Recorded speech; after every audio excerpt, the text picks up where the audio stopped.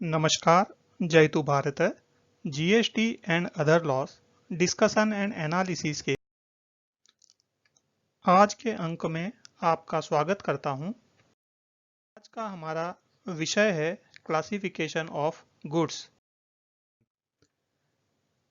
Notification number 1 of 2017 central tax rate, उसका अलग अलग शेड्यूल है। उसका शेड्यूल 3 की शुरुआत की 4 एंट्रियां मैंने आपके सामने प्रस्तुत की है, जिसमें सीरियल नंबर बताया गया है। सेकंड कॉलम के अंदर चैप्टर, हेडिंग, सब हेडिंग, टैरिफ आइटम दर्शाया गया है और थर्ड कॉलम में डिस्क्रिप्शन ऑफ गुड्स बताया गया है। ये शेड्यूल 3 के अंदर जो चीजें हैं उन पर 18% टैक्स लगता है। डिफरेंट रेट्स जीएसटी के लिए जीएसटी के नोटिफिकेशंस के द्वारा निर्धारित किए गए हैं, जिसमें notification number 1 of 2017 central tax rate के अंदर शेड्यूल 1 में 5% ड्यूटी है, शेड्यूल 2 में 12% है, शेड्यूल 3 में 18% है, शेड्यूल 4 में 28% है, शेड्यूल 5 में दर्शाई गई वस्तुओं पर 3% ड्यूटी है और शेड्यूल 6 में दर्शाई हुई वस्तुओं पर 0.25% ड्यूटी है। Notification number 2 of 2017 central tax rate के अंतर्गत कुछ वस्तुओं को जीएसटी में से कर मुक्त किया गया है, एग्जम्प्ट किया गया है। उनके ऊपर जीएसटी देने की कोई आवश्यकता नहीं है।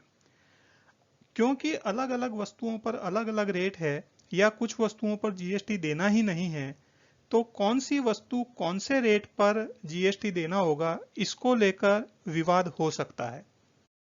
इसके संदर्भ में आपको जो गजेंद्र मोक्ष की कथा है, जिसमें गजेंद्र और मगर वो दोनों के बीच में युद्ध होता है और गजराज मगर को जमीन के ऊपर लाने की कोशिश करते हैं और मगर गजराज को पानी में ले जाने की कोशिश करता है। इसी प्रकार से जब रेट डिफरेंट होते हैं तब डिपार्टमेंट चाहता है कि ज्यादा रेट वाले जो शेड्यूल है उसमें यह वस्तु का क्लासिफिकेशन हो, और करदाता यह चाहता है कि जिस शेड्यूल के अंदर कम रेट हो उसके अंदर वस्तु का क्लासिफिकेशन हो।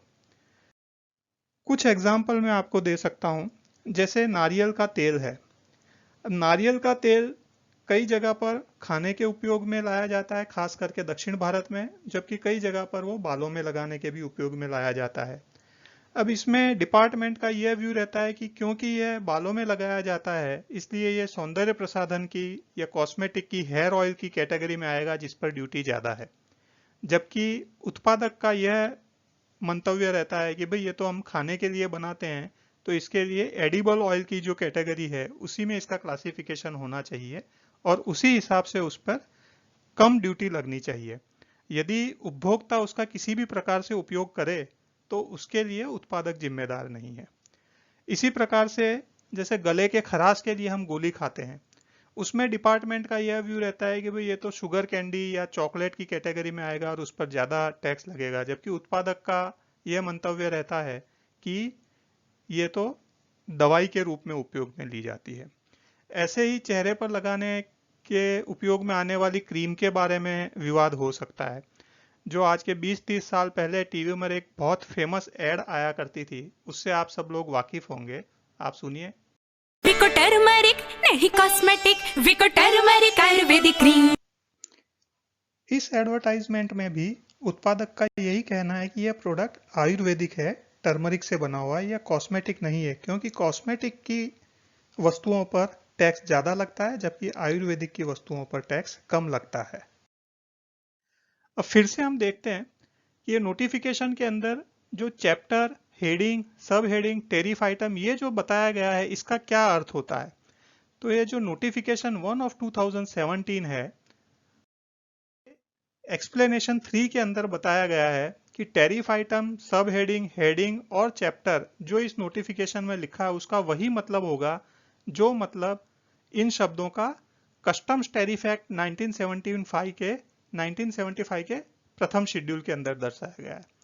उसके अलावा एक्सप्लेनेशन 4 में यह भी बताया गया है कि जो भी रूल्स ऑफ इंटरप्रिटेशन या चैप्टर नोट, सेक्शन नोट इत्यादि जो दिए गए हैं कस्टम्स टैरिफ एक्ट 1975 के इंटरप्रिटेशन के लिए, उनका उपयोग इस नोटिफिकेशन के इंटरप्रिटेशन के लिए भी किया जाएगा।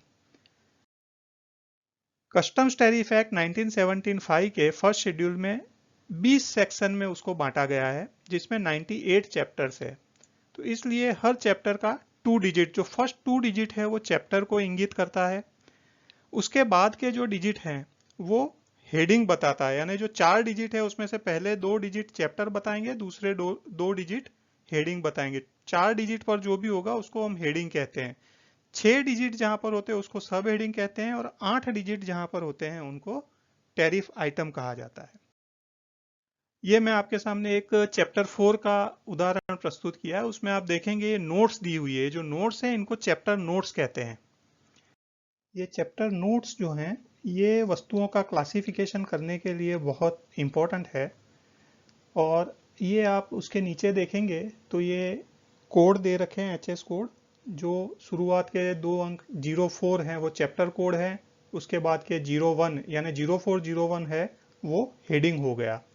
जहां पर 6 डिजिट है वहां पर उसको हम सब हेडिंग कहेंगे, और 8 डिजिट है वहां पर हम टैरिफ आइटम कहेंगे। जो कंडेंस्ड मिल्क की एंट्री थी वो आप देख सकते हैं यहाँ पर कि उसके 8 डिजिट के ऊपर ये कंडेंस्ड मिल्क की यहाँ पर भी एंट्री है और 8 डिजिट पर यहाँ पर भी एंट्री है। उनको 18% रेट ऑफ ड्यूटी बताया गया था। सेंट्रल एक्साइज के रिजिम के अंदर क्लासिफिकेशन का इंपॉर्टेंस था, लेकिन जीएसटी के अंदर वो इंपॉर्टेंस या वो महत्व और भी ज़्यादा बढ़ जाता है। क्यों?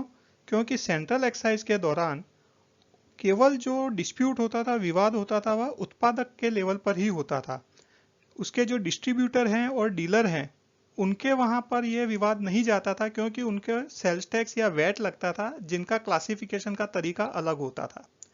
लेकिन जीएसटी के रिजिम के अंदर, जीएसटी के इस इरा में, यदि किसी उत्पादक ने गलत क्लासिफिकेशन कर दिया है गुड्स का, और यदि वह ड्यूटी कम भर रहा है, तो उसी के अनुसार उसके डिस्ट्रीब्यूटर, डीलर, रिटेलर वो लोग भी कम ड्यूटी भरेंगे, और वो विवाद उस उत्पादक से लेकर उसके डिस्ट्रीब्यूटर, डीलर, रिटेलर तक जाएगा। इसके लिए बहुत ही आवश्यक है कि जो भी वस्तुओं का उत्पादन करते हैं उत्पादक या जो भी विक्रेता हैं, वो उन वस्तुओं का प्रॉपर क्लासिफिकेशन करवा लें, कि अच्छे से वो वर्गीकरण कर लें। इसके लिए वो अपने कर सलाहकार का सलाह ले सकते हैं, या जीएसटी के एक्ट के अंदर जो एडवांस रूलिंग के प्रावधान हैं उसका भी वो लाभ ले सकते हैं। उसके बारे में फिर कभी आगे चर्चा करेंगे, क्योंकि नहीं तो ऐसा ना हो कि हम समझें कि हमारे तो गुड्स का क्लासिफिकेशन बिल्कुल सही किया हुआ है और अचानक से डिपार्टमेंट की तरफ से लाखों करोड़ों रुपए की डिमांड की नोटिस आए। उस समय हमारी हालत कुछ ऐसी हो सकती है, आप देखिए।